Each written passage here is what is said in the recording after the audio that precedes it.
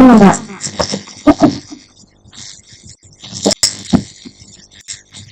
Sorry. What? Yeah.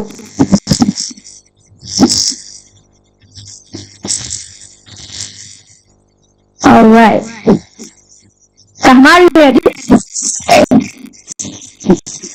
The judges, for the judges, are you ready for the speech? Talk about the victim. Alright. Okay, thank you. And also the timekeeper.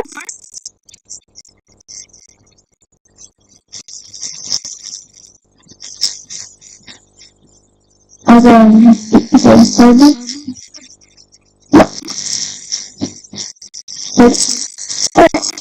alright, because the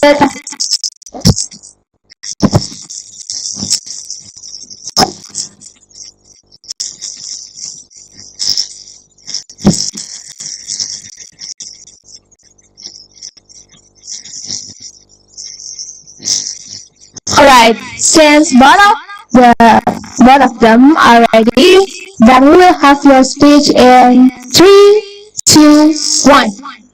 Assalamualaikum warahmatullahi wabarakatuh.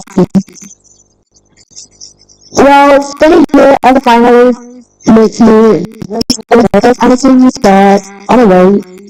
So first of all, I would like to let's celebrate our gratitude to the Almighty God who has given us His blessings and mercy so that we can attend this prestigious event in a good condition.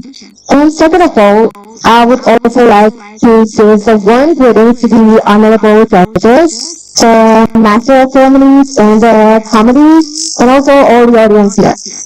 So, my name is Rahma, and today I'm going to be speaking about economic recovery after the pandemic. So, ladies and gentlemen, who still remember about the pandemic? First session, I know that. Who doesn't know about the virus that has been estimated to kill 6.5 million deaths and infected over 600 million people in the world for the last 2 years, almost 3 years now. That's crazy. But that's not all. It also causes business to shut down, economic crashing, inflation smashing, and unfortunately, it also causes a lot of people to lose their jobs. And students have to do that sickening online classes that is far from effective, and masks become a requirement for us to socialize. What a crazy time. So, I believe what most of us experience in the pandemic is certainly terrible. So, a lot of us have to struggle to stay alive. We have to keep our family afloat, and we have to, find new ways to do things effectively, and workers have to find new ways to make income, and some of us was just lost and don't know what to do with it. But now that the pandemic can be said to have ended, and a lot of us have been vaccinated, we can go back to an era before the pandemic, before COVID-19 destroys our life. But the question is one question: why should we? Why? Why don't use the situation as an opportunity to, use our creative and innovative mind to improve, to build ourselves, or even make things better than they used to be? Let's face this as a new beginning, a beginning for us and for the future generation. Now look, so I want to tell you a story. So I have a friend, her name is Nabila, and her parents have like a street vendor and they sell like street foods. But due to the pandemic, they couldn't continue their business, and in the end, what they experience in the pandemic is awful. So, it's awful, and they have to keep their family afloat, and she has to take a job, their parents have to take multiple jobs, and sometimes it's scared of what the future may bring for them. So, but now that COVID ended, Nabila wanted to bring back the street vendor to live again. She wanted to have a new beginning, but she didn't want to go back to how it was. She wanted to do better than they were. So in the era of internet, she sees a lot of people selling their stuff online, and then she thinks like, why not? Why don't just give it a try, right? So what she doesn't know is that their sales would increase 300%, and her creative idea became the backbone of the family. That little creative idea helped their family economy to survive, to live a better life. And now let me ask you, who here prefer to shop online instead of online since the pandemic? Instead of offline since the pandemic? I'm also one of them. Online shopping is one of the main alternative ways for people during the pandemic, right? I myself also like to do online shopping, especially on slim days or Black Fridays where they have like best prices with vouchers and discounts.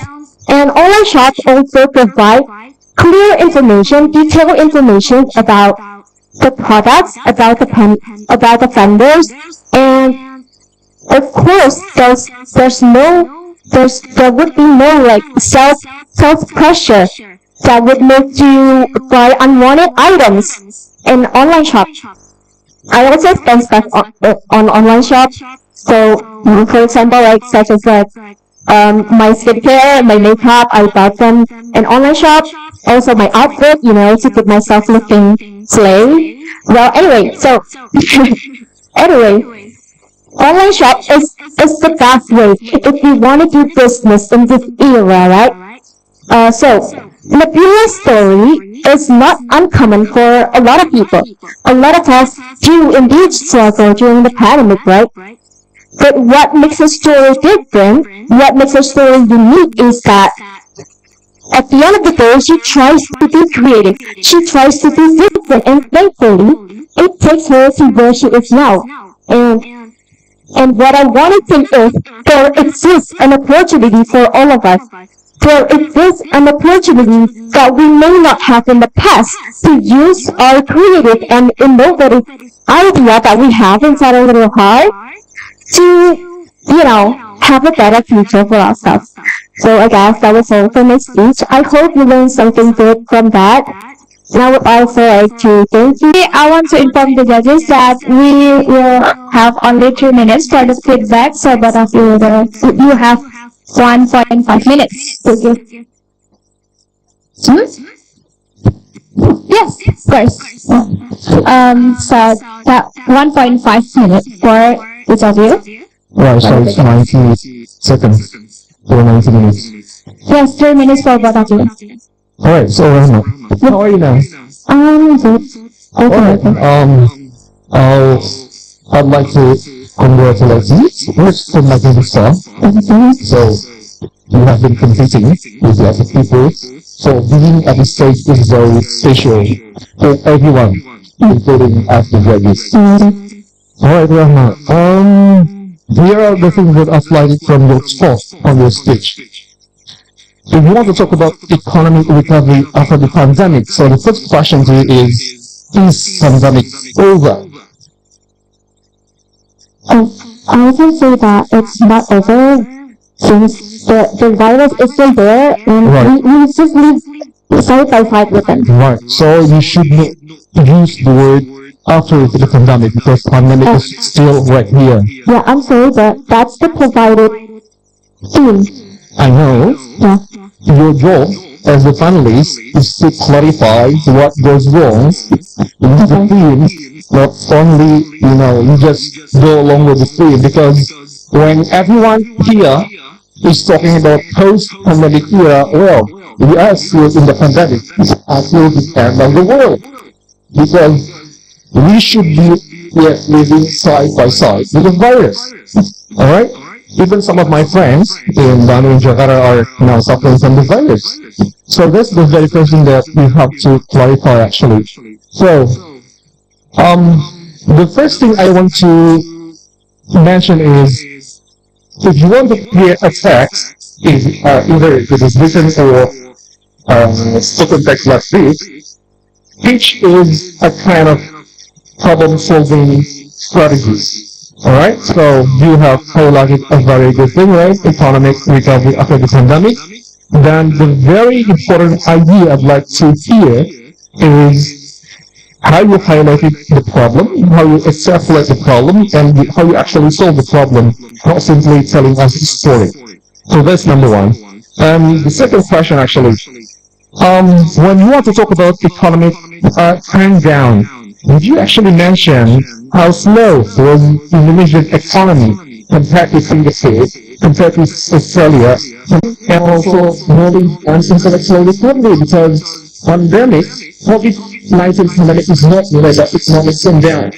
We also have learning loss. We also have security threat, right? It's a biological weapon threat that's going on here forever, I guess. So that's the very basic idea. Why I'd like to hear more from that. But don't worry about the result. Now, how about you could give them your best? Next time, you can perform much better. Thank you very much. Alright, thank you for Mr. Lala for the feedback, Sir Rahma. And the next one from Mr. Dik. The next letter yours, suggest. Nice, I did yeah, Fitri. Okay, I would like to say congratulations because you are in the final round.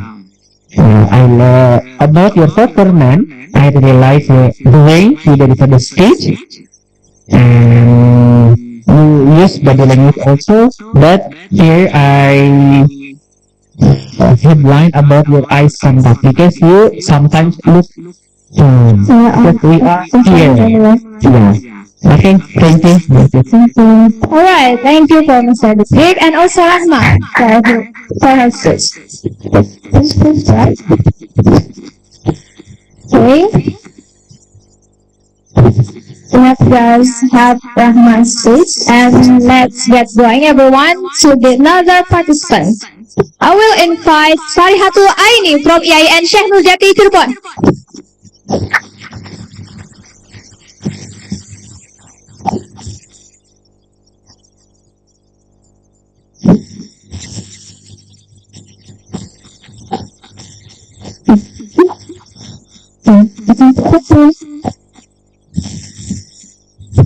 Alright, Aini, are you ready? Yes. Alright, the timekeeper. Okay. Ready? Okay. One of them are ready, so we will have your speech in 3, 2, 1.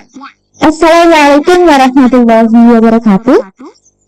Hello everyone, to the honorable judges and all the audience, first of all, let us pray and thanks into our God Allah Subhanahu wa Ta'ala, who has been giving us some mercy and blessings so we can gather in here in good condition and happy situation. Secondly, may peace and salutation always be given to our Prophet Muhammad Sallallahu Alaihi Wasallam, who has guided us from the darkness to the brightness, from stupidity to the cleverness. Let me introduce myself. My name is Salihatul Aini, and I'm from Islamic Banking major at IAIN Syekh Nurjati Cirebon. Ladies and gentlemen, the COVID-19 pandemic has been going on for 2.5 years, and the world has started to enter to the post-pandemic era. While the economic activities have resumed under the new normal procedures, the road to recovery is still very challenging. The situation is worsened by the externalities of the Russian-Ukraine war, which has caused global supply chain disruption and rising commodity prices. These externalities and key factors could significantly affect the government efforts to ensure a sustainable economic revival. So, what the government did to recover the economy, does anyone know? To recover the economy, President Joko Widodo has launched a program called National Economic Recovery, PEM. The PN program is regulated through Government Regulation Number 23 of 2020. Through the PN program, the government seeks to integrate various measures to minimize the impact of pandemic on the economy. This program has been successful in the last 2 years because it can be seen that in 2021, Indonesian economy recovered and grew 3.69%. In 2022, the PN program allocates 455.62 trillion rupiah. The budget is directed to support recovery in various sectors while maintaining a balance between health and economic sectors. In addition, in 2022, PN designed to be flexible and responsive to the dynamics and it's been divided into 3 clusters, which are health cluster, social protection cluster, and the economic recovery strengthening cluster. In August, the realization of the PN budget reached 39%, or around 178.1 trillion rupiah. In detail, according to the Coordinating Minister for Economic Affairs, Erlangga Hartanto, explained, a budget of 35.4 trillion rupiah has been realized. Meanwhile, for the social protection, it reached 82.3 trillion rupiah, and for the economy recovery, 60.4 trillion rupiah has been disbursed. One of the PN program that currently being released was the wage subsidy assistance program for workers with a salary of less than 3 million. Ladies and gentlemen, the government has done a great job by creating the PN program because the PN program is very helpful for those who have been affected by pandemic both healthily and financially. Therefore, we as a society can take a little part in the economy recovery after pandemic by paying taxes and loving local products more. Thank you so much for your attention. Okay, I'm going to tell you about the positive and negative effect about this program. So the positive is we as a society is very helpful that we receive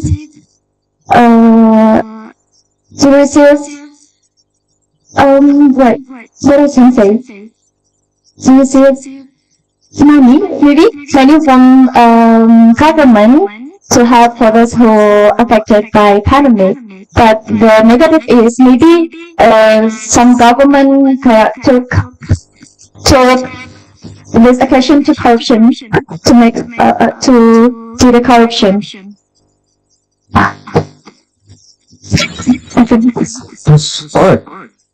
All right, Aini. So I think that's a brilliant performance, actually. But I'm just gonna highlight some of the missing links from your speech. All right. So again and again, you use the very same phrase here, post-pandemic phase. All right. In your text and also in your speech, I don't think that using this phrase is a good strategy because, pandemic is still going on and on, right? So you need to read more about that. Okay? That's number one. So I got the very same comment. And number two, yes, you talk about the government initiative in your talk, but then I'd like to find out more actually. Was it actually a good program or no? And then was social justice and economic justice actually part of the program or no? What do you think? Actually, there is, but it's quite hard for me to explain it here. Like, for example,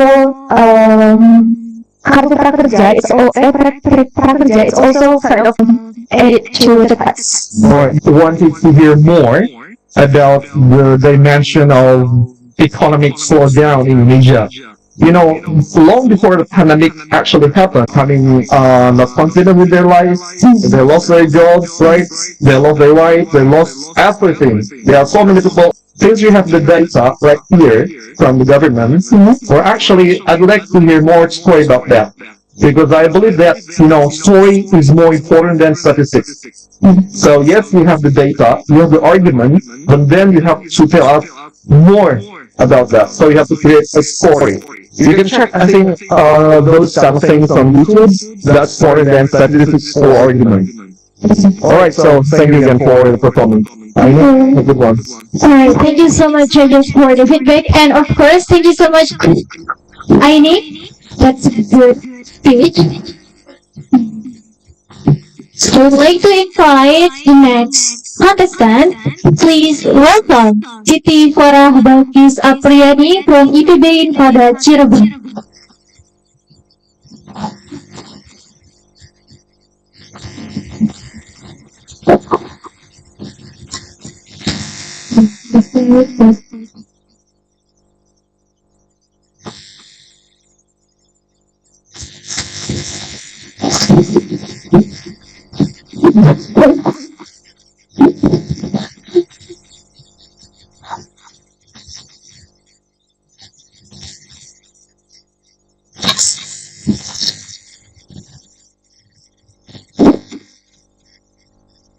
Alright, Farah, are you ready? Yes, of course. The timekeeper, are you ready? Wait a second. Sarah. Siti Farah Balkis Apriyani.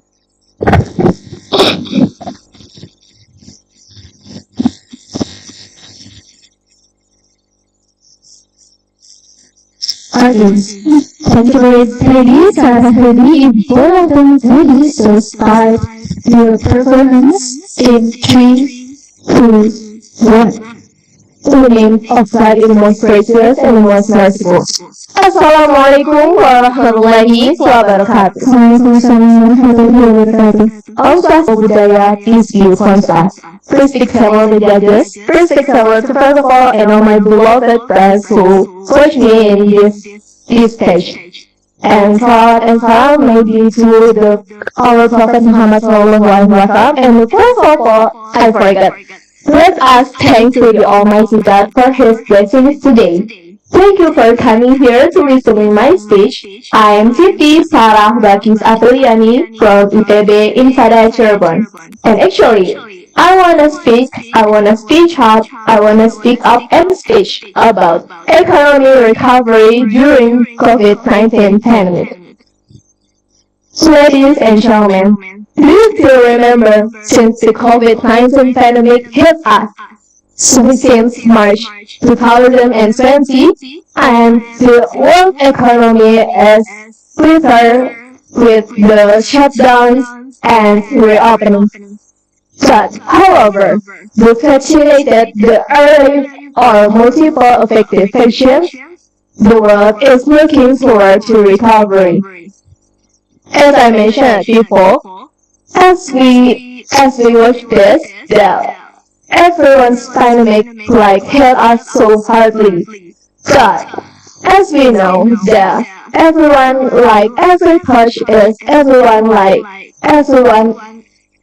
touch the human experiences largely had confronted by COVID-19. As we navigate our life, and we are asking to ourselves, how will we recover? Or who is responsible for the recovery? According to the International Monetary Fund and World Economic Outlook released in April 2021, the world of the global economy is predicted to recovery in 2021 and 2022. But it's not projected to be shared equally across two industries or countries. But as traders economists, would like to offer perspective about how the how the economic progressive and economic recovery is still progressive. Economic recovery is about three main factors. The first one is opportunated. Each economic growth has an unvaccinated and available and effective. And the second one is domestic policy. And the third is the pace of economic recovery that hold on high country and high